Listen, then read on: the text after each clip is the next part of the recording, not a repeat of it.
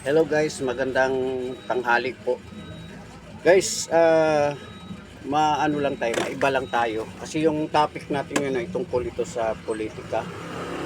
Kasi nung mga nakaraang araw, grabe na ang nangyayari dito sa Metro Manila. May gulo, lagi sa Mindiola. Galing ako Mindiola guys nung nakaraang kahapon at tinignan ko yung mga ano doon, mga latak na lang ng mga nangyari. Wala na barikadang barikada yung Mindiola Bridge kasi yung entrance papuntang Malacanang kasi may nagbabala kasi na pasukin yung Malacanang, buti na lang na tunugan yun, pero hindi yun mga Duterte mga Duterte supporters kasi kaya hindi ako sumali sa mga rally nung nakaraang rally guys kasi hindi ko malaman saan ako pupunta kasi nakita ko sa nanawagan si sino to, si Banat Bay, nasa daw kami sa harap ng Camp Aguinaldo.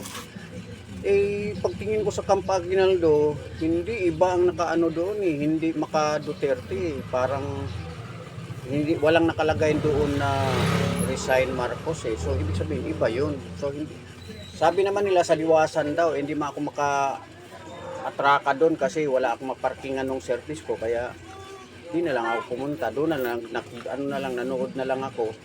Yun, napanood ko nga yung girang-gira kasi guys, sa totoo lang grabe na ang nangyayari ngayon sa mga Pilipinas.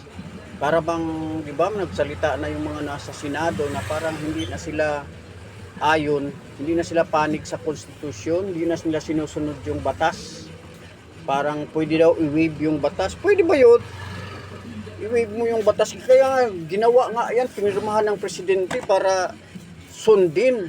Yan ang konstitusyon, yung saligang batas. Yan yung ng batas ng Pilipinas, yung fundamental law of the land. Bakit hindi mo susundin? Yan na nga yung mga nakasulat Klaro na nga yan pinirmahan na yan ng mga matataas na tao Pero bakit nila hindi susundin? Dapat susundin. Unang-una nilang hindi sinunod guys yung di ba, yung kay Tatay Digong, di ba? Nila, pinadala nila, which is mali 'yon. Tapos yung mga ito na naman si Rimulya at saka yung para bang hindi inaalam nila kung sino yung mga sino yung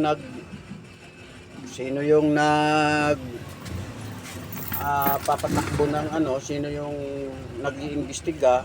Andiyan na nga si Marcoleta nag-effort na nga si Marcoleta para malaman kung sino talaga. Sumigaw na sumigaw na si Diskaya Mrs. and Mr. Diskaya sumigaw na sila kung sino talaga yung yung corrupt. Pero parang nagkaroon ng pagbabago sa Senado, biglang nagkodita, napalitan bigla si Escudero. Ang sabi kasi nila si Cheese daw involved. Wala naman pang hindi pa nga sure paano daw yun. Hindi na, andyan na nga si Marcoleta Tsaka hindi siya bias. Kahit sinong nakaupo diyan, talagang kakalabanin niya kung involved ka. Di ba ngayon, di ba? Kung si Senador Marcoleta, talagang matindi yung niya, hindi siya nagpapagapang. Kung yung totoo, yun ang totoo. Saka matibay yung paninindigan niya tungkol sa batas kasi kabisado niya yung batas. Itong si Lacson nagmamagaling, pati si Remulla nagmamagaling din. Opinion, sabihin pa nila opinion daw yung kay Marcoleta. Hindi yun opinion batas yung sinasabi ni Marcoleta, hindi opinion.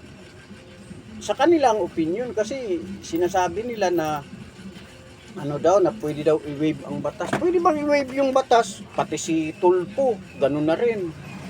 Guys, huwag kayong magpapadala guys. Basta sa 2028 election, wag lang madaya ang eleksyon. Kailangan lang masunod lang yung nila, yung merong manual at saka merong computer kasi ka-counter yan ng manual Yung computer ka-counter ng manual. So maganda, 'di ba? Walang lusot.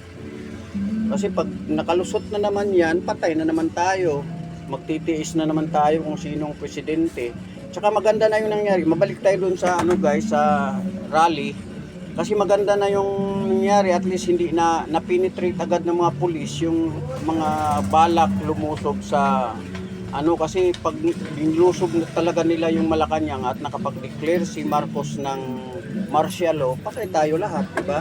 Dadamputin na lang yung gusto nilang damputin. Yung mga sikat lang naman dadamputin, ako di naman ako dadamputin kasi wala pa naman akong ano eh. So, gano'n na lang guys ang nangyayari, kaya hindi po pwede.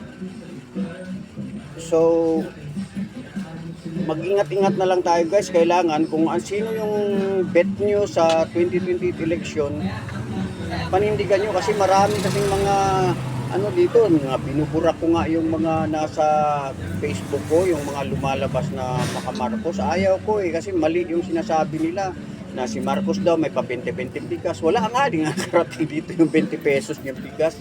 Tapos marami daw ginagawa si Marcos. Anong ginawa niya? Wala naman siyang project. Ilang taon na siya, magpo 4 years na, pero wala siyang proyekto guys. Meron siyang mga project na ano, yung ano ba ito, yung mga pinagmalaki niya pa sa State of the Nation address niya, yung flood control. Ano nangyari? Ngayon, inaalam nila kung sino talaga ang nangurakot sa flood control project. Hindi naman nila mapinpoint kung sino talaga. Nung mapinpoint na nga ni Marcoleta dahil sumigaw na nga si Diskaya, hindi pa nila tinanggap yung inano nila si Brice. Si Brice, wala, sinungaling din yun eh. Kung sino-sino pinagtuturo, pati si Jinggoy na nananahimik at saka si tinuturo pa. Sa bagay, hindi ko rin sinasabing absuelto na si Jinggoy at saka yung isang senador. Hindi ko sinasabing absuelto na sila, pero dapat meron siyang mga ebidensya bukod sa sinasabi nila na nagpadala ng pera kay Jinggoy. Wala naman silang ebidensya na nagpadala nga, na si Jinggoy nga tumanggap. Wala eh. So, parang mahulog din lang yun sa hearsay. Ganon lang ang mangyayari guys. Kaya, kailangan natin guys na masunod na lang talaga yung natin sa susunod na eleksyon. Doon na lang tayo babawi guys. Iboto nyo kung sinong gusto nyo. Pero kung mas maganda guys, yung totoong tao na ang iboto nyo. Kasi kapareho yan, binoboto nyo, iba. Andyan si Sara, mga Duterte, malinaw na matino. Ako taga Davao din ako guys, kaya alam kong nag-ikot ako doon, tinignan ko yung San Pedro Street, yung dating namin yun eh. Doon malapit kami sa lugar na yun, sa San Pedro Street. Ko maganda na ang Davao eh. Tapos pumunta ako sa Boulevard, papunta yun sa Times Beach namin noon, naliguan namin. Wala na yung liguan namin, ginawa ng highway yung Boulevard. Tsaka hindi ka pwedeng maligo doon, bawal na eh. So naligo ako sa pinakadulo na ng highway, may likuan doon, papasok doon sa isang barangay. Yun, doon kami naligo. May mga doon, libre ay. May bayad din pala. 20 lang yata yung bayad. Hindi ko maalala kung 20 o 30. Basta yung kapatid ko kasi ang nagbayad, naligo kami doon. Masaya naman, kami ng cottage, mura lang naman ang cottage doon. So kami, kaysa pupunta kami doon sa Samal Island, napakalayo eh. Masasakay ka pa ng barko. So hindi na kami pumunta doon. Dito na lang kami sa Times Beach dati. Sa may Aplaya dati, Matina Aplaya, diyan naligo na lang kami diyan ng kapatid ko at mga pamangkin ko. Nagbanding-banding kami doon. Yun lang ang ginagawa namin. So guys, ang maganda nating magagawa sa ngayon kasi i-subscribe nyo ko guys. Maganda nating magagawa, i-subscribe nyo yung ko para magkaroon naman ako ng mga subscriber. Kasi gusto kong mag-research, kaya lang sa ngayon hindi pa ako nagre-research dahil mahirap din mag-research tsaka iisa lang yung yung camera ko. Pag naging 2-3 ito, pwede akong mag-research ng marami para pag kaya ang political vloggers, kaya ko namang intindihin yung maliliit na English. Pag malalim, andyan naman ang dictionary para makuha natin yung pinakabuod kung talaga.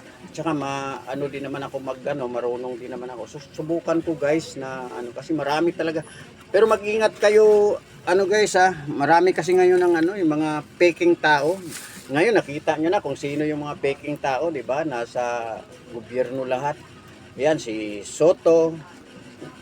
Kung mas maganda, wag niyo nang iboto yan. Kung tatakbo ngayong 2028 ba o hindi ko alam kung 2028 election siya o ngayong ano, si Lacson wala na rin yan eh. Wag na rin iboto yan sa susunod na eleksyon na kung tatakbo siya. Wag niyo na iboto yan. Kasi wala eh. Nakikita mo na yung ano nila eh.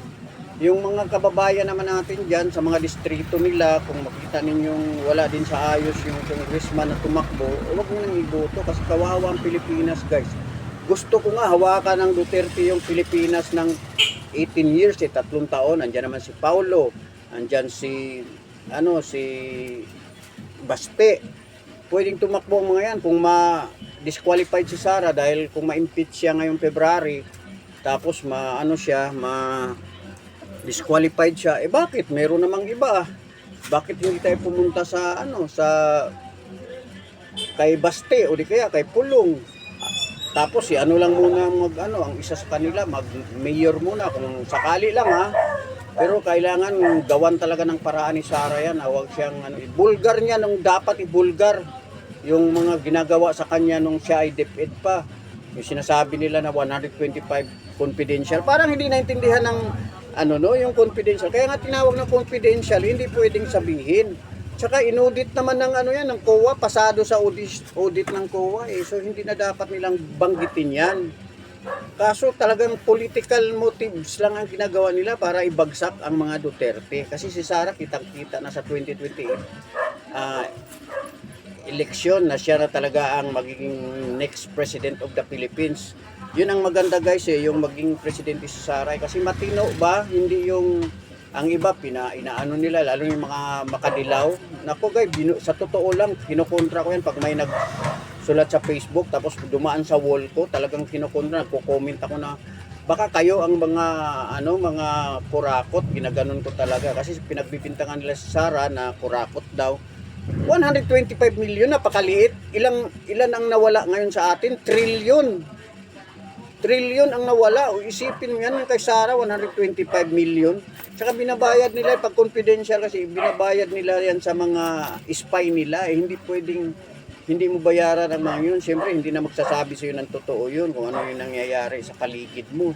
Kaparoon ng mga death threats niya. Alam niya may mga death threats siya. Siyempre magbabayad siya kung ano yun para makarating sa kanya yung mga death threats na yan. Ganon yun guys, hindi maisip ng mga yan. So, paki-subscribe na lang ako guys, like, share na rin.